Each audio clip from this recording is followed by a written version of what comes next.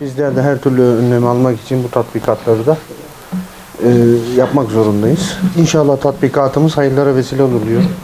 Ve sivil toplum kuruluşu öncüleri ve basınımızın kıymetli mensubu büyüklüğü 5.8 olan bir deprem meydana gelmiştir.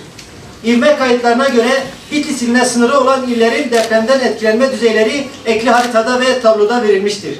AFAD alınan ilk bilgiler ışığında tüm çalışma gruplarının seviye 1'den afette müdahale çalışmalarına başlama çağrısı yapmıştır. 25 öğrencinin mahsur kaldığı bilgisi alınmıştır. Diğer taraftan teyakkuz haline geçmiştir.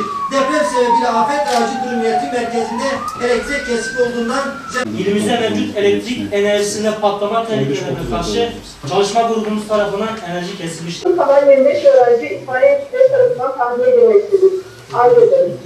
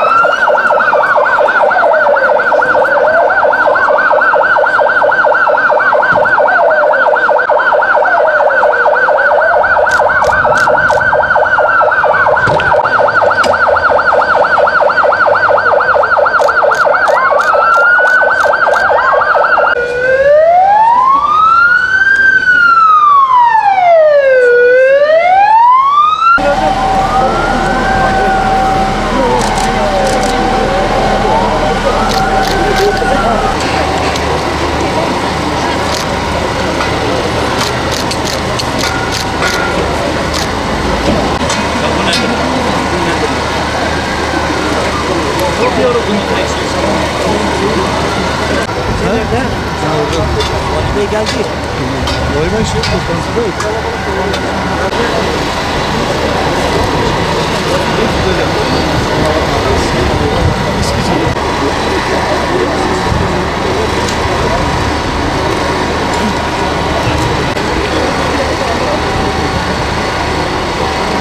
Siz röportaj aldınız.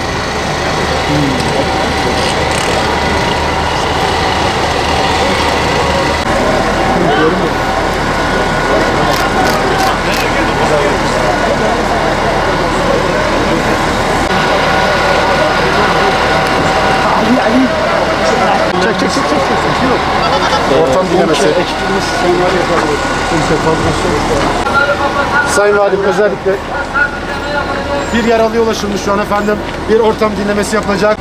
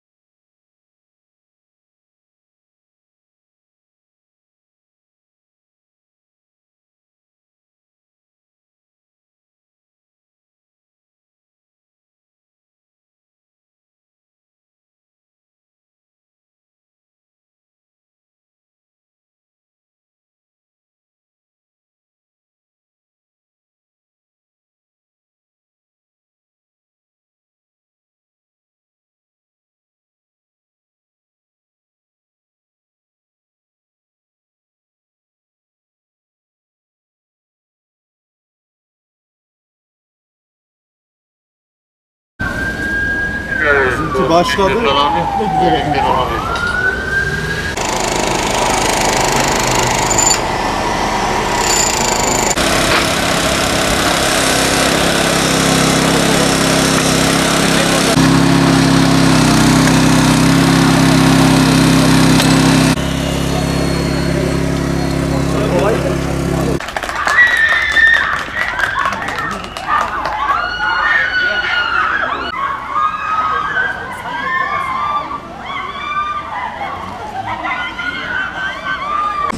Arkadaşlar bu prova için sabahtan beri hem ekibimize hem afet nezdinde diğer çalışmalarda sadece şu ipi çalışma için bütün gün bir uğraşı sarf ediyorlar. Biz bizim için de önemli hazırlar. Zaten Daha da çok teknik deneyimlenirsek. daha çok başarılı edeceğiz.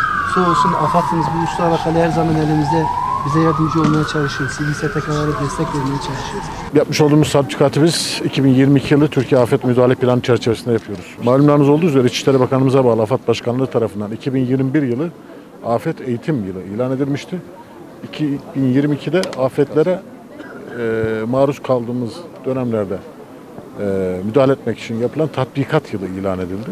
Biz de o kapsamda Bitlis'te 5.8 şiddetine bir deprem olduğunu varsayarak burada bir tatbikatı gerçekleştirdik. Bu ilimize yapılan en büyük tatbikattı ve en yüksek katın tatbikattı. Kamu kurumlarımızın neredeyse tamamı burada. Sağlık, emniyet, jandarma, güvenlik korucularımız, psikososyal destek anlamında Aile Bakanlığımıza bağlı ekipler. Ayrıca sadece kamu kurumlarımız değil, gönüllülerimiz, İHH'sı, AKUT'u, Hayrat'ı, bütün bizim gönüllerimiz de burada. Toplamda 27 araçla iç ve dış personeli toplam 250 kişi çalıştı.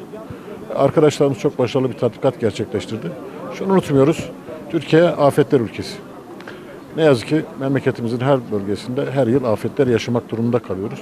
Biz şunun farkındayız, ne kadar çok tatbikat yapar, kendimizi ne kadar çok eğitirsek afetlerin sonucundan da o kadar çok az etkileneceğiz. Ben arkadaşlarımı tebrik ediyorum. İnşallah afetsiz günler diliyorum.